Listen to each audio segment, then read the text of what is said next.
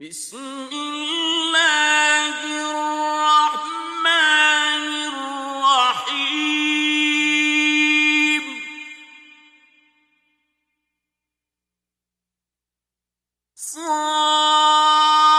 صاد والقرآن ذي الذكر بل الذين كفروا في عزة وشقاق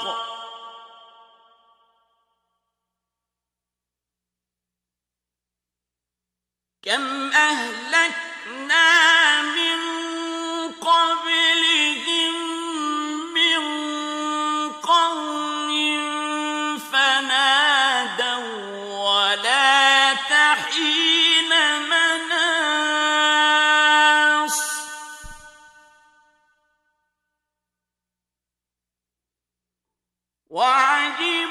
وعجبوا أن جاءهم منذر منهم وقال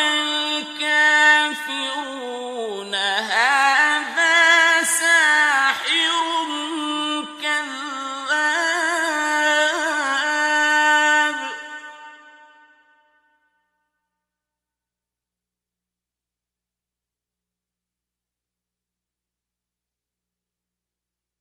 أجعل الآلهة إلها واحدا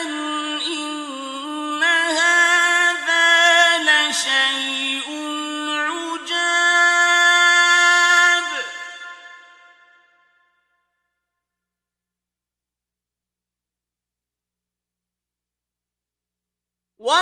وانطلق الملأ منهم أن امشوا واصبروا على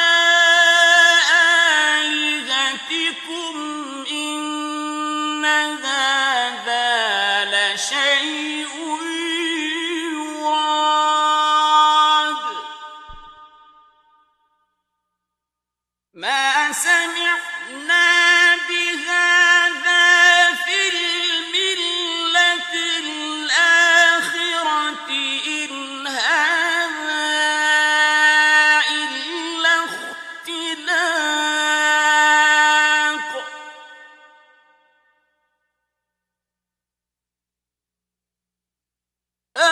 أأنزل عليه الذكر من بيننا بل هم في شك من ذكري بل لما يذوقوا عذاب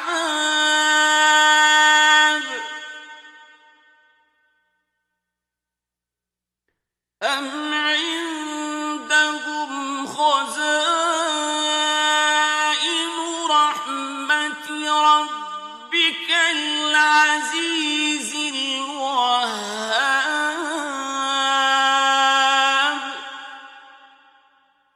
أم لهم ملك السماوات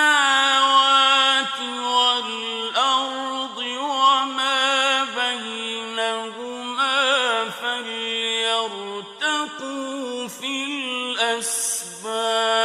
الأسباب جند ما هنالك مهزوم من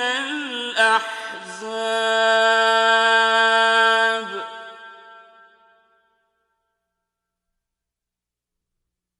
كذبت قبلهم قوم نوح وعاد وفرعون ذو الأوتاد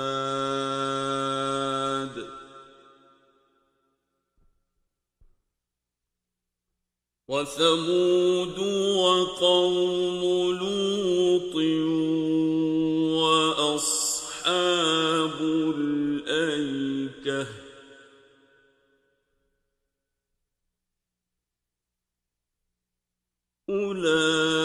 أولئك الأحزاب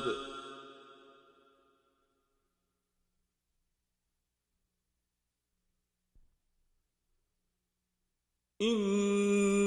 كل إلا كذب الرسل فحق عقاب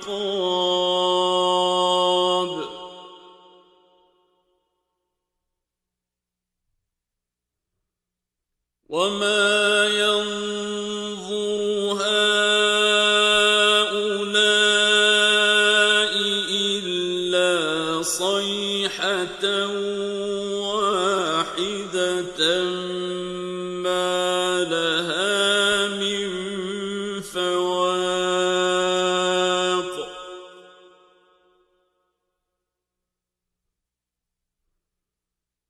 وقالوا ربنا عجل لنا قطنا قبل يوم الحساب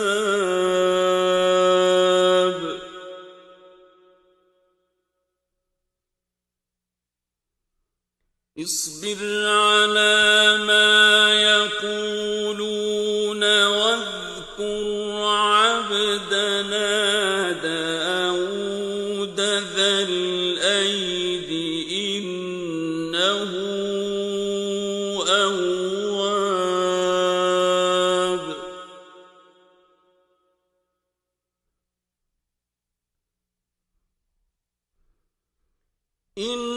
إنا سخرنا الجبال معه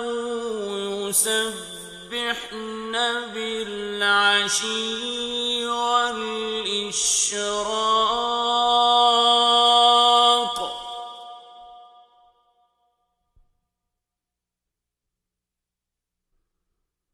والطير محشورة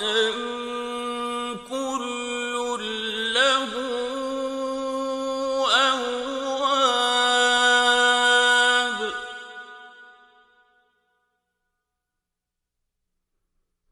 وشددنا ملكه وآتيناه الحكمة وفصل الخطاب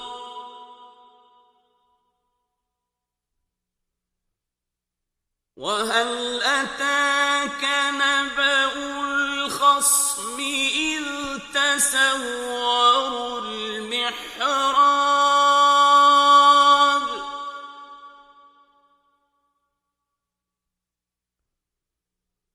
إذ دخلوا على داود ففزع منهم قالوا لا تخف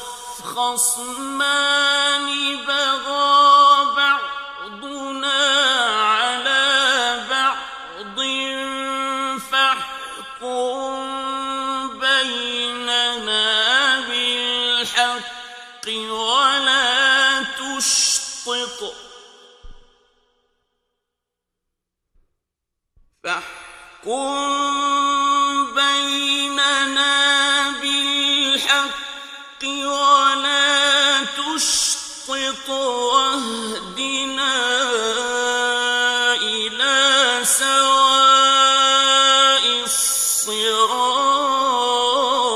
الصراط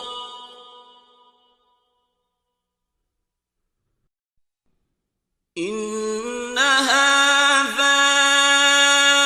أخي له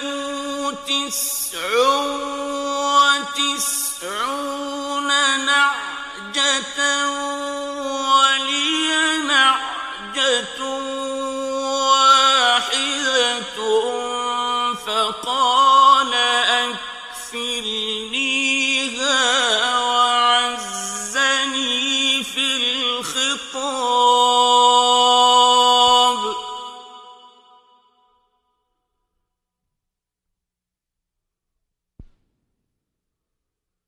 قال لقد ظلمك بسؤال نعجتك إلى نعاجه وإن كثيرا من الخلطاء ليبغي بعضهم على بعض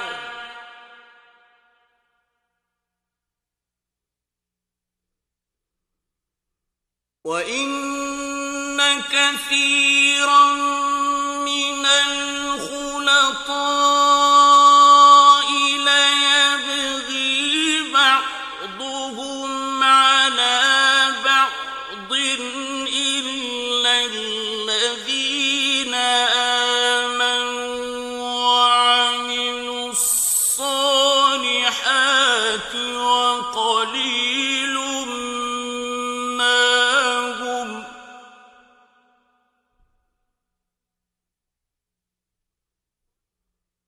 وظن داود أنما فتناه فاستغفر ربه وخر راكعا وأناب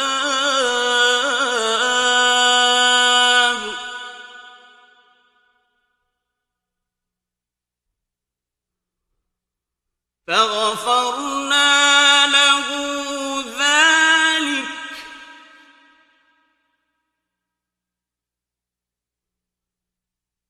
وإن له عندنا لزلفى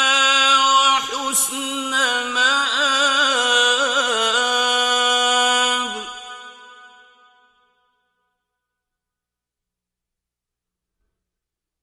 يا داود إنا جعلناك خليفة في الأرض فاحكم بين الناس بالحق ولا تتبع الهوى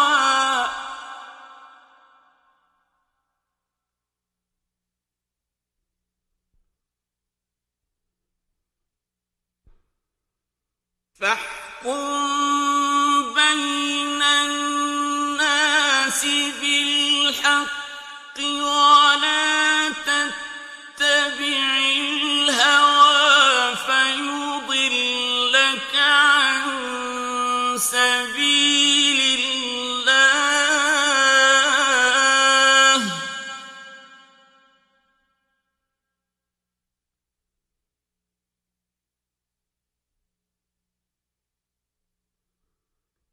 إن الذين يضلون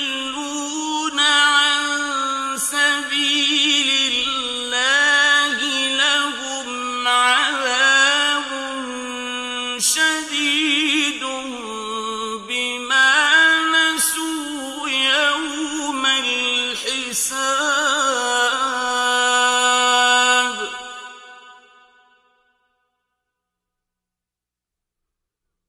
وما خلقنا السماء والأرض وما بينهما باطلا ذلك ظن الذين كفروا فويل للذين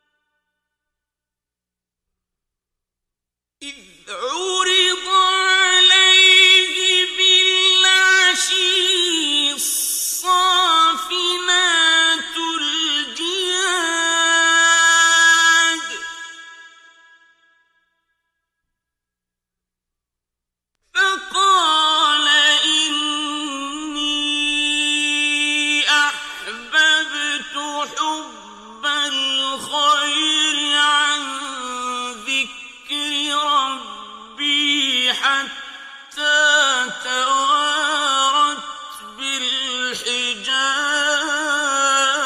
بالحجاب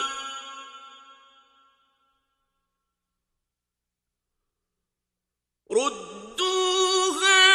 علي فطفق مسحا بالسوق والأعناق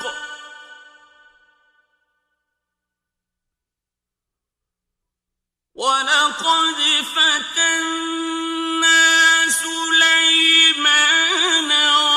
وألقينا على كرسيه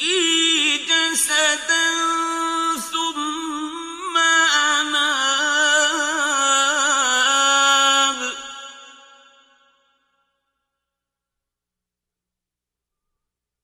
قال رب اغفر لي وهب لي ملكا لا ينبغي لأحد من بعدي إنك أنت الوهاب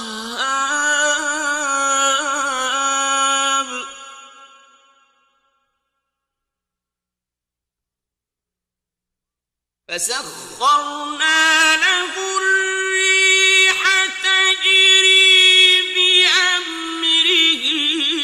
رخاء حيث أصاب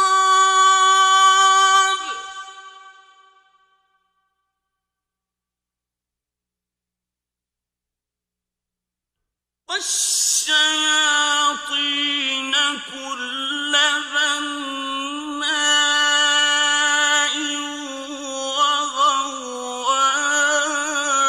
وغواص وآخرين مقرنين في الأصفاد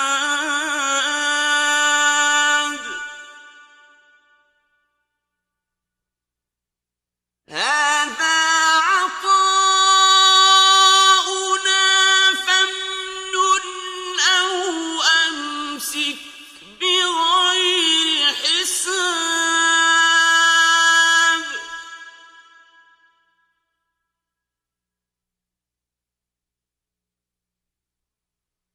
وإن له عندنا لزلفى وحسن مآب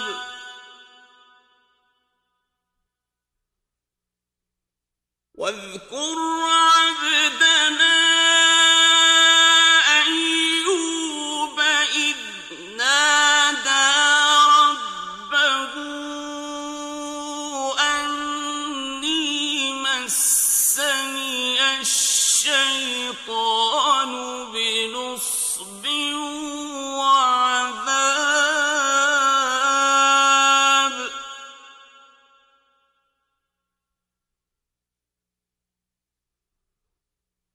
اركض برجلك هذا مغتسل بارد وشراب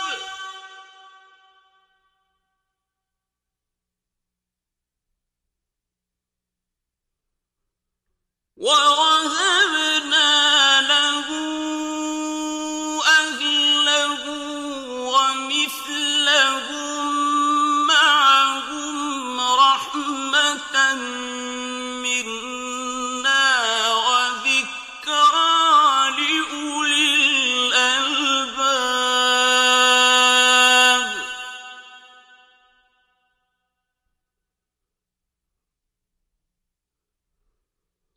وخذ بيدك ضغثا فاضرب به ولا تحنث إنا وجدناه صابرا نعم العبد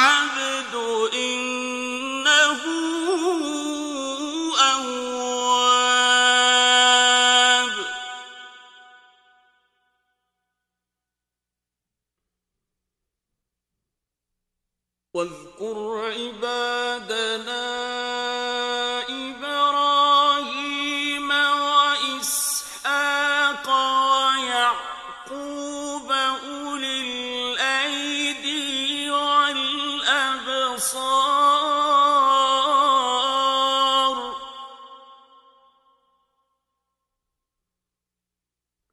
إنا أخلصناهم بخالصة ذكرى الدار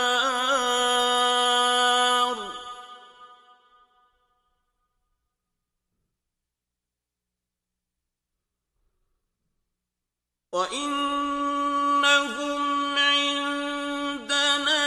لمن المصطفين الأخيار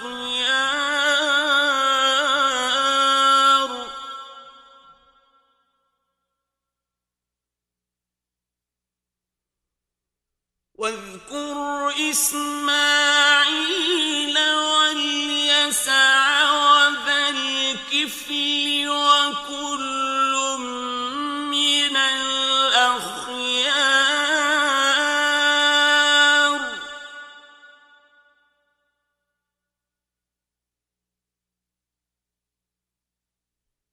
هذا ذكر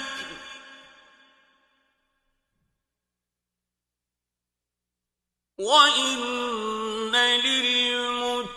للمتقين لحسن مآب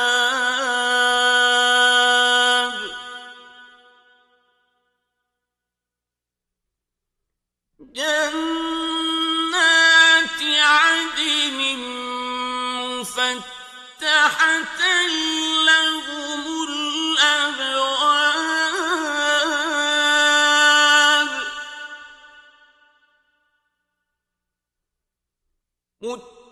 متكئين فيها يدعون فيها بفاكهة كثيرة وشراب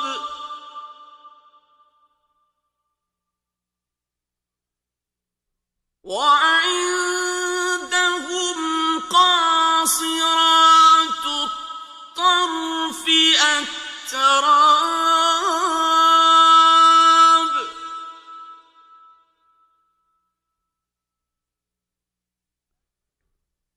هذا ما توعدون ليوم الحساب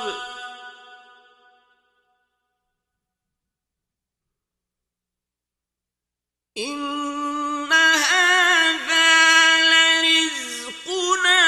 ما له من نفاد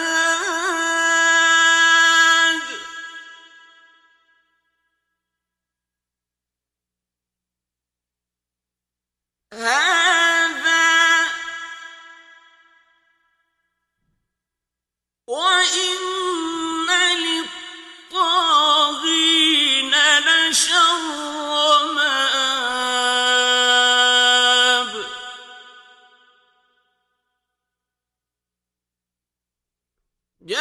جهنم يصلونها فبئس المهاد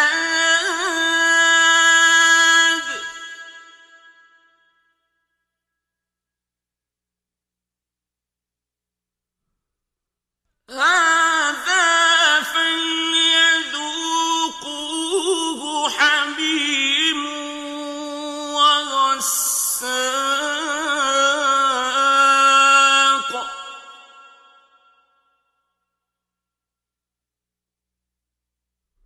وآخر من شكله أزواج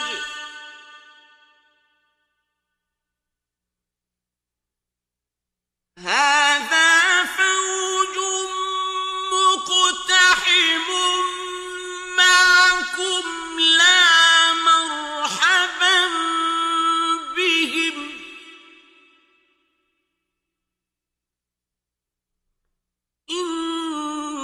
هم صالوا النار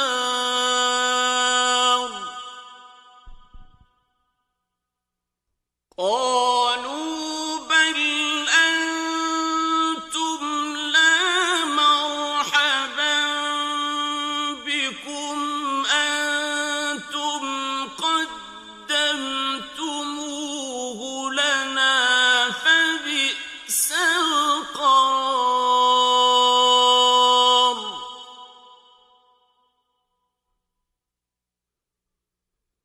قالوا ربنا من قدم لنا هذا فزده عذابا ضعفا في النار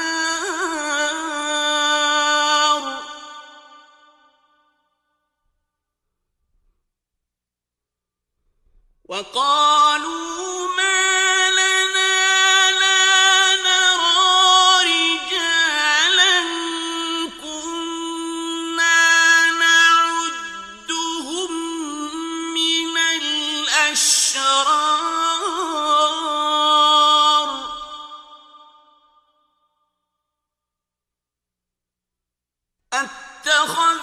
أتخذناهم سخريا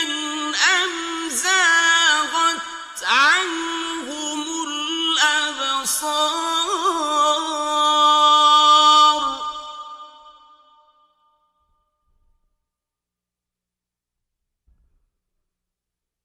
إن ذلك لحق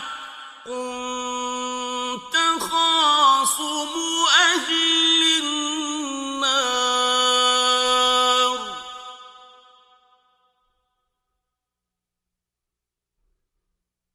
قل إنما أنا منذر وما من إله إلا الله الواحد القهار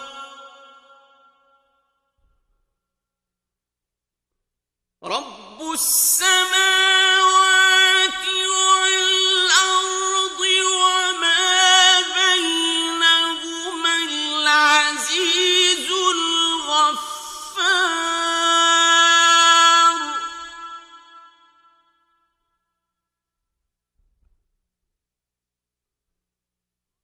قل هو نبأ عظيم أنتم عنه معرضون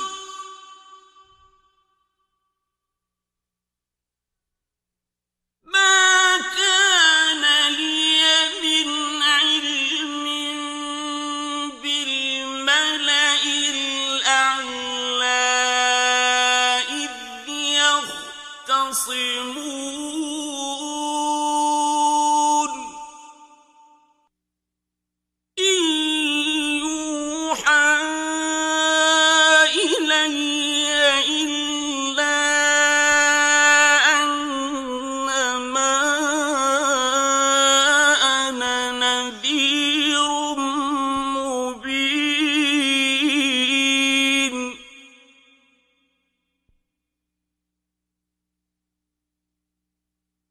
إذ قال ربك للملائكة إني خالق بشرا من طين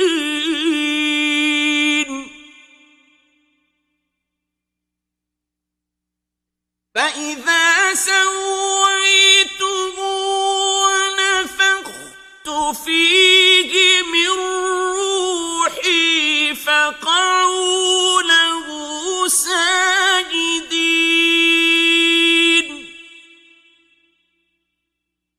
فسجد الملائكة كلهم أجمعون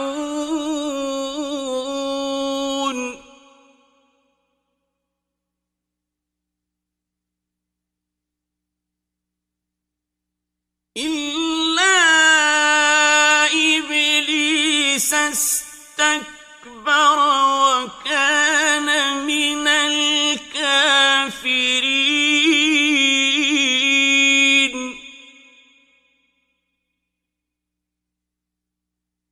قال يا إبليس ما منعك أن تسجد لما خلقت بيدي أستكبرت أم كنت من العالين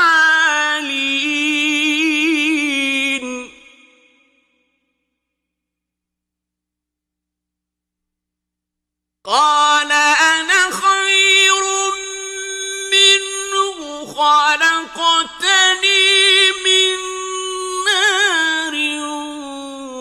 وخلقته من طين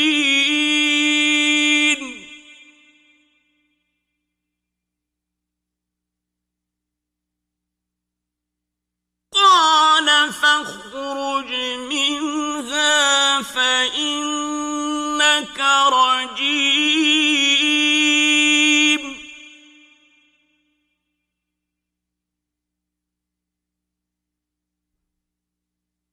وإن عليك لعنتي إلى يوم الدين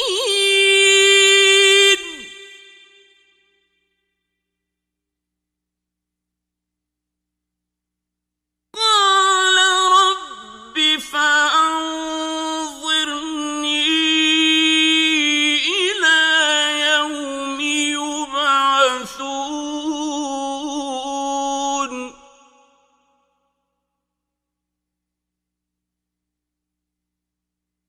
قال فإنك من المنظرين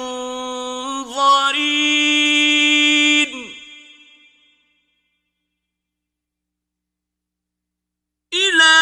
يوم الوقت المعلوم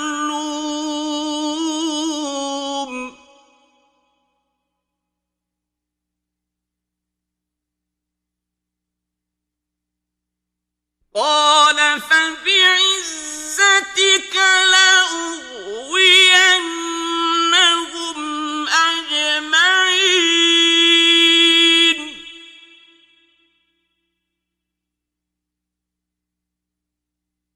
إلا عبادك منهم المخلصين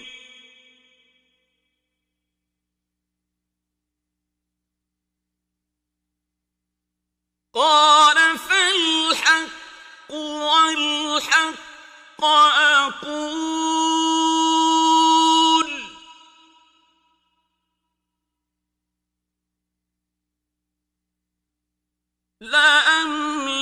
لأملأن جهنم منك وممن تبعك منهم أجمعين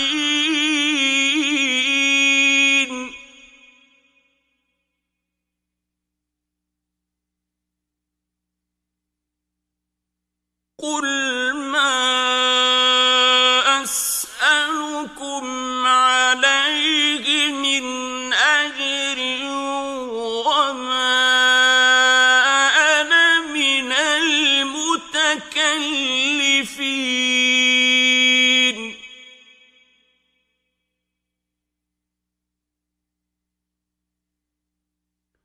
إن هو إلا ذكر للعالمين